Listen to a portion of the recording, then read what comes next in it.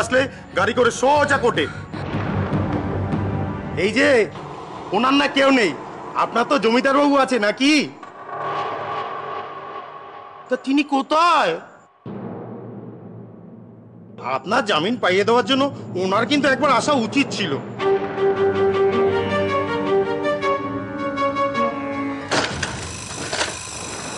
আবার কি চাই? চন্দন মামা,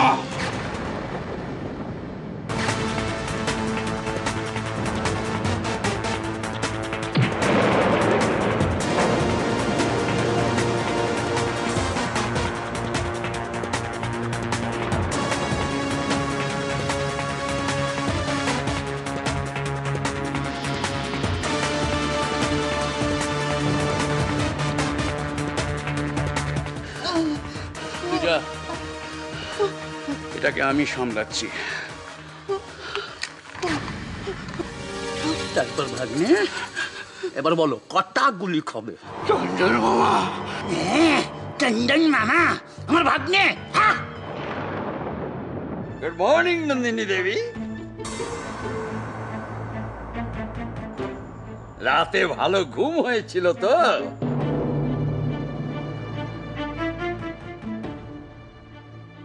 এদিকে সব ঠিক আছে? হ্যাঁ স্যার, সমস্ত ফাইলপত্র গুছিয়ে রেখেছি স্যার। Good, very good. তাহলে গাড়ি জমা করতে বলো। ঠিক আছে স্যার।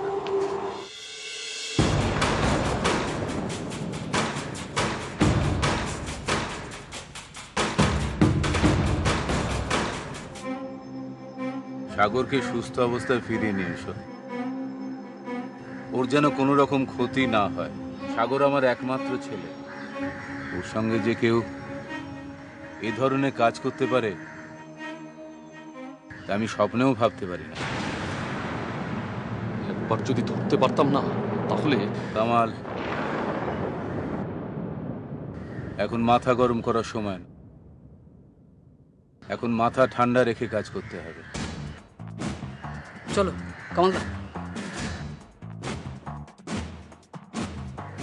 আপনি যেভাবে বলেছেন আমরা ঠিক সেভাবে এগোচ্ছি জমিদার বাবু। আমরা তাহলে আসি। তোমার পুজো হয়ে গেছে? আমি শুধু পুজো করছি না, সাগর বাড়ি না ফেরা অবধি আমি মায়ের কাছে বসে থাকবো। দেখো মা, দাদা ঠিক সুস্থ শরীরেই ফিরে আসবে। আমার ছেলেটা কত কষ্ট পাচ্ছে জানো মা, দাদার যে এরকম অবস্থা করেছে ঠিক শাস্তি পাবে। তুমি দেখে নাও, ঠিক শাস্তি পাবে। হ্যাঁ, আমি তো মায়ের কাছে বলছি, মা, যারা আমার ছেলেটাকে এত কষ্ট দিচ্ছে তারা যেন এরকমই কষ্ট পায়। ছি ছি ছি ছি ছি, সুখে থাকতে ভূতে কিলোলো। বেশ তো ছিলি বাবা, খাচ্ছিলি, দাচ্ছিলি, বেড়াচ্ছিলি, সেসব পোষালো না। হাত পড়লো গিয়ে ওই জমিদারের ছেলের ওপর। আপনাদের জন্য গাড়ির ব্যবস্থা করা হয়েছে, চলো। এই দাঁড়ান দাঁড়ান, গাড়িতে উঠবার আগে আপনাদের মালা পরাতে হবে।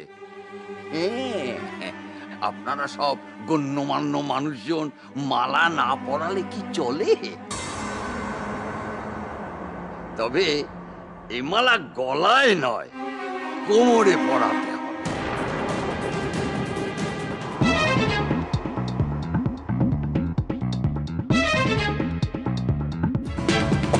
দাঁড়ান।